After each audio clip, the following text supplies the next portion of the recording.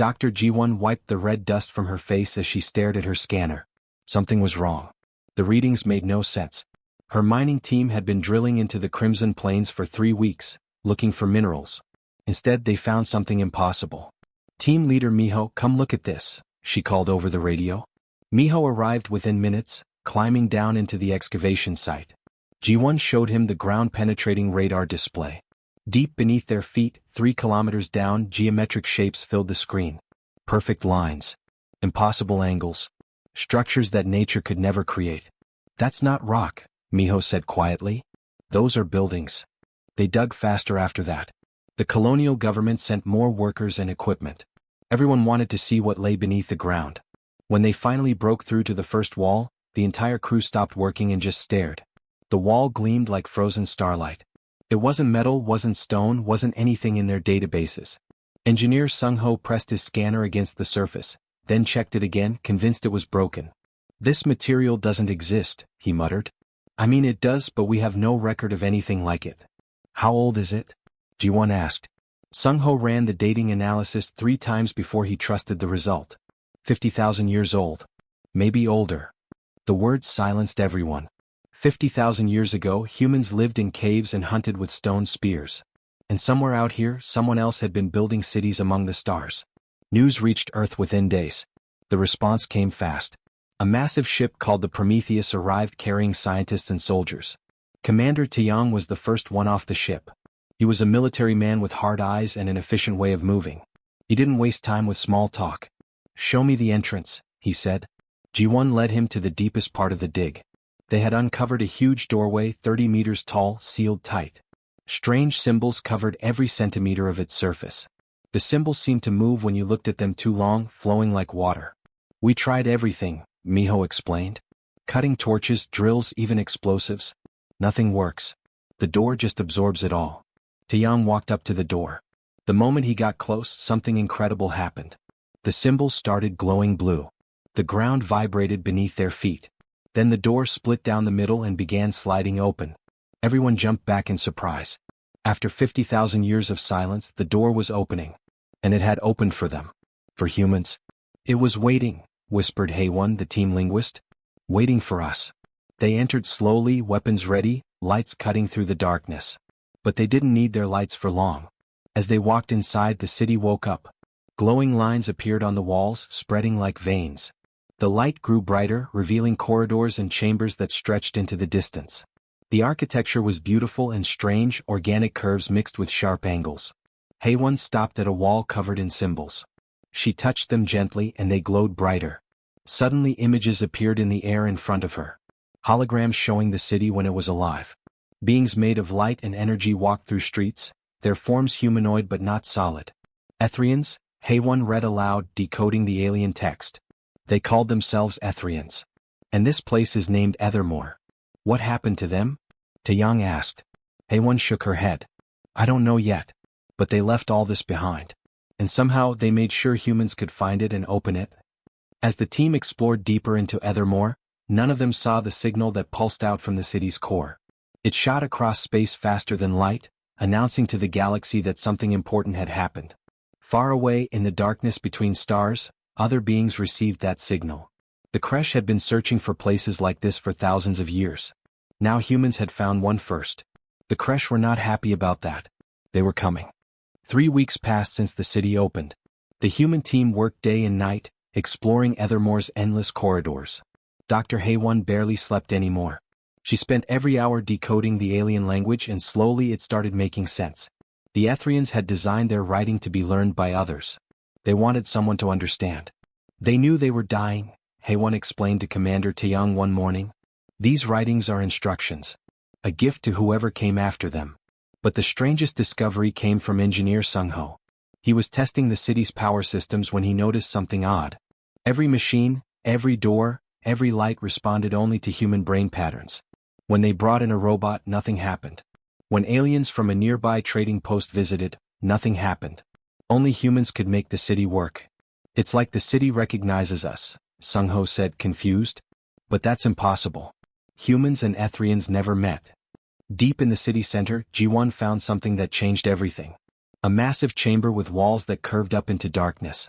In the middle stood a platform, and floating above it was a sphere of pure light. When G1 approached, the sphere exploded into thousands of holographic images. "I found it," she shouted into her radio. "I found their archive." The team gathered in what they now called the Archive of Echoes. The holograms showed the history of the Ethrians. They were beings of energy who could shape matter with their thoughts. They had explored the galaxy for millions of years. And then they started an incredible project. They were seeding worlds, HFY translated, her voice shaking. They found primitive species and altered their DNA. Made them compatible with Ethrian technology. They called these species catalysts. Taeyang leaned forward. "Are you saying humans are one of these catalyst species?" "Yes.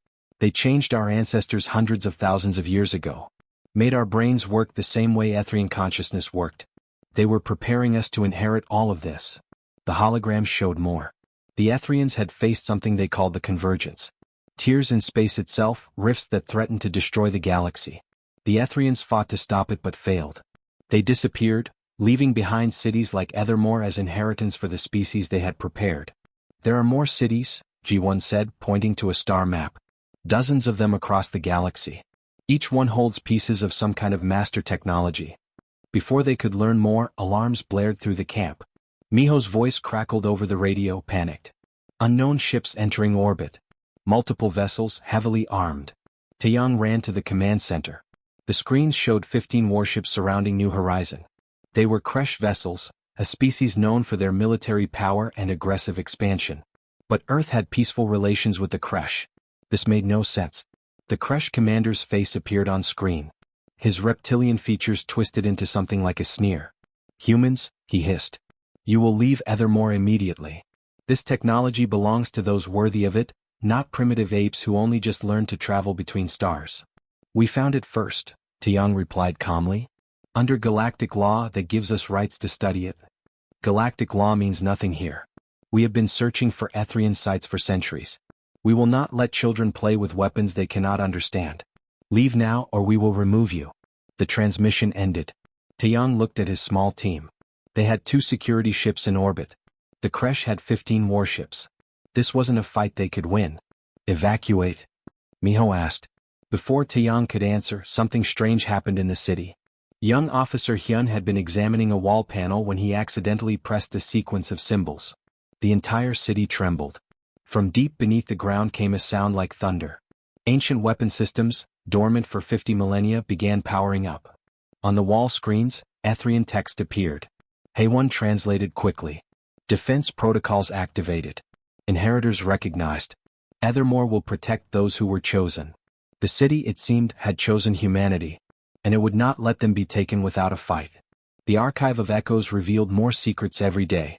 G1 spent hours standing in the light, watching holographic images explain things humanity had never imagined.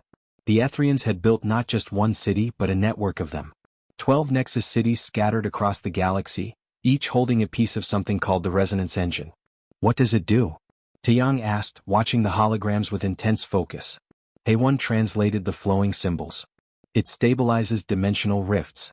The tears in space that caused the convergence. The Ethrians couldn't finish building it before they disappeared.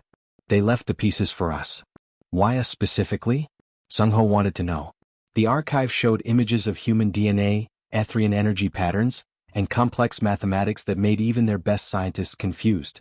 But the basic message was clear. Humans had something special. Their emotions created unique patterns in their brains.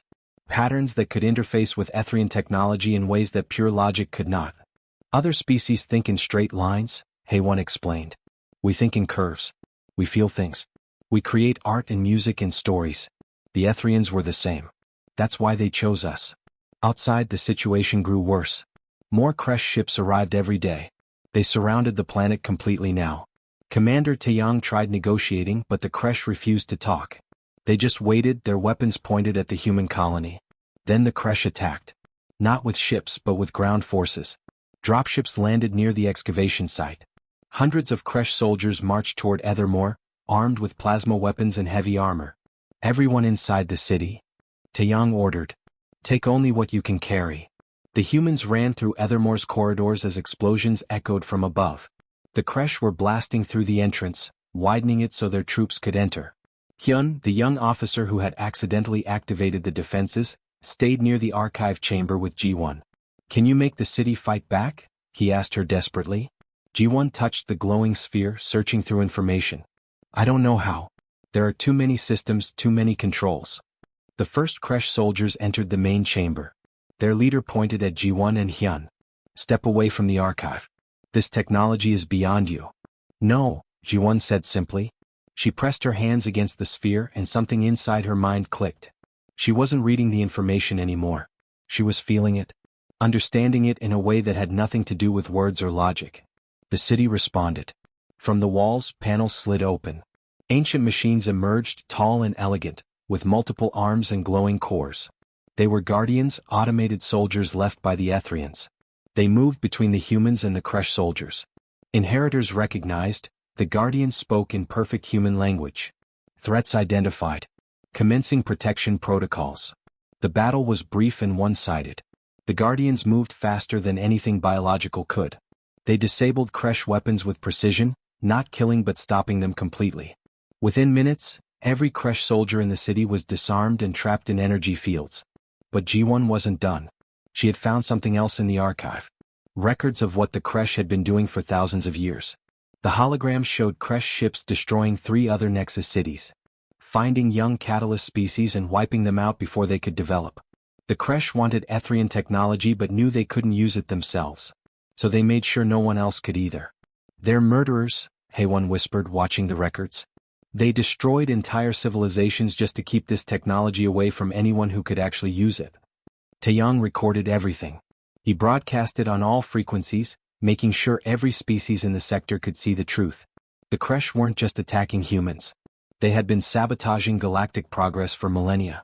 In orbit, other alien ships began arriving. Species that had lost colonies to mysterious attacks. Species that had always suspected the Kresh but had no proof. Now they had proof, and they were angry. The Kresh fleet commander realized his position was falling apart. He made a decision. If he couldn't have Ethermore, no one would. The archive of echoes changed after the battle. The glowing sphere pulsed with new colors and a voice filled the chamber. It spoke in human language but it sounded ancient and powerful. Compatibility confirmed. However, genetic matching is insufficient. True inheritors must prove wisdom, creativity, and courage. The trial begins now. Ji-won looked at Taeyong with worry. Trial? What trial? The archive showed them 3 challenges. 3 tests that would determine if humanity deserved the Ethrian legacy. If they failed, the city would shut down forever. All the knowledge, all the technology lost. The first challenge appeared as a hologram. A scenario played out in front of them. 1 million people trapped in a disaster, dying. The only way to save them was to use a piece of Ethrian technology. But using it would destroy that technology permanently. And that same technology could, if preserved, eventually save billions of people across the galaxy. "Save the million now or save the billions later," Haewon said quietly. "That's the choice." The team argued for hours. Sung-ho believed they should preserve the technology. "We have to think long-term. Billions versus millions. The math is simple." But Taeyong shook his head. "We're not machines. We don't trade lives like numbers on a page. If we have the power to save those people right now, we save them. That's what being human means." He entered his choice into the archive. "Save the million." The hologram dissolved and the voice spoke again. "Wisdom recognized. Inheritors value life above power." First trial complete. The second challenge was different. It showed a mathematical problem, an equation that seemed impossible to solve. The Ethrians had faced it when building the resonance engine. Pure logic couldn't crack it. Computers couldn't solve it. It required something else. Sung-ho and the other scientists worked on it for days while outside the Kresh prepared for another assault. Nothing worked. Every logical approach failed. They were missing something fundamental. Haewon sat in a corner, exhausted and frustrated. She hummed quietly to herself, an old song her mother taught her. The notes echoed through the chamber in a strange way. She hummed again, listening to how the sound moved through the space. "That's it," she whispered. She ran to the archive terminal and began entering numbers. But they weren't normal numbers. They were ratios from music theory. Harmonics, frequencies, things that existed between pure logic and pure emotion. The equation solved itself. The archive glowed brighter. Creativity recognized. Inheritors think beyond logic. Second trial complete. The third trial appeared and everyone fell silent. The archive needed a permanent guardian. Someone had to merge their consciousness with the city, becoming part of it forever. They would gain incredible knowledge and power but lose their physical body. Lose their human life. It's asking for a sacrifice, Ji-won said, her voice breaking. No one spoke. The weight of the choice pressed down on them. Then Hyun stepped forward. He was young, only 24, with his whole life ahead of him. I'll do it, he said simply. Hyun, no, Taeyang began. You don't have to. Yes, I do. Someone has to. And I accidentally activated this city. Maybe that wasn't an accident. Maybe I was meant for this. He smiled sadly. Besides, I'm not dying. I'm becoming something more. Something that can help humanity forever. Before anyone could stop him, Hyun placed his hands on the archive sphere. Light surrounded him, lifting him off the ground. His body began dissolving into pure energy, but his face showed no pain. Only peace. His voice echoed through every corridor of Ethermore. I can feel everything now. The whole city. The whole network. I understand it all. Thank you for letting me be part of this. The archive voice spoke one final time. Sacrifice recognized. Inheritors value the future above themselves. All trials complete. Full access granted. Humanity is proven worthy. Above them, alarms blared. The Kresh commander had lost patience. A massive weapon powered up on his flagship. A planet killer. In 48 hours, it would fire and destroy all of New Horizon. The ground began shaking. Not from Kresh weapons, but from something deep beneath Ethermore itself. Ji-won felt the vibrations through her boots as dust fell from the ancient ceiling. What's happening? Miho shouted over the rumbling. Hyun's voice answered, echoing from everywhere and nowhere. The city is waking up. Ethermore was never meant to stay buried. It's a ship. A weapon. A fortress. And now that I'm part of it, I can show you what it truly is. The city rose. Kilometers of earth and rock fell away as Ethermore lifted into the sky. The humans inside felt no movement, but through the windows they watched the ground drop away beneath them. The entire structure reconfigured itself, walls shifting, sections rotating. What had looked like ancient corridors now revealed themselves as command centers and weapon platforms. Ji-won ran to the main control chamber. Screens covered every wall, showing views of space around them. The Kresh fleet looked small suddenly, surrounded by the awakened city. There's more, Hyun said. His consciousness guided Ji-won's hands to a crystal panel. She touched it and gasped as information flooded her mind. Beneath where the city had been, massive hangar bays were opening. Ships emerged, dozens of them, designs that were thousands of years old but still functional. Automated vessels with basic AI, waiting all this time for someone to command them. The Ethrians left us a fleet, she whispered. Commander Taeyang stood at the tactical station, watching the Kresh planet killer charge its weapon. They had 30 minutes before it fired. Not enough time to evacuate. Not enough time to run. Then we don't run, he said. We fight. The human team took positions throughout the command center. None of them were trained for this. They were scientists and engineers, not soldiers. But the city helped them. Neural interfaces connected their minds to the ships, letting them control the vessels through thought and instinct rather than complicated controls. The Kresh attacked first. Plasma bolts and missiles filled space. But the Ethrian ships moved like nothing the Kresh had ever seen. They dodged and weaved, responding to human creativity rather than programmed patterns. Sung-ho made his ship barrel roll at the last second, avoiding fire. Haewon flew her ship in a pattern based on a dance she learned as a child. The Kresh couldn't predict any of it. Ji-won focused on the planet killer. It was the real threat. Everything else was just distraction. She guided Ethermore directly toward the massive weapon, and the city's shields blazed as Kresh fire hammered against them. Hyun, can we disable it without destroying their ship? She asked. We can. The Ethrians didn't build weapons to kill. They built them to protect. Hyun's voice was calm, certain. I'm targeting their power core. This will hurt, but it won't kill. Ethermore's main weapon fired. Not an explosion, but a pulse of energy that washed over the Kresh flagship. Every system shut down instantly. The planet killer went dark. The ship drifted, powerless but intact. Taeyang opened a broadcast channel. Kresh Commander, this is humanity. We have disabled your weapon. We could destroy your entire fleet, but we won't. The Ethrians taught us that power without wisdom is meaningless. Stand down. For a long moment nothing happened. Then other ships began arriving. The species that had seen the evidence of Kresh crimes. They surrounded the Kresh fleet, weapons ready. The Kresh commander appeared on screen, his reptilian face twisted with rage and shame. But he was outnumbered and outgunned.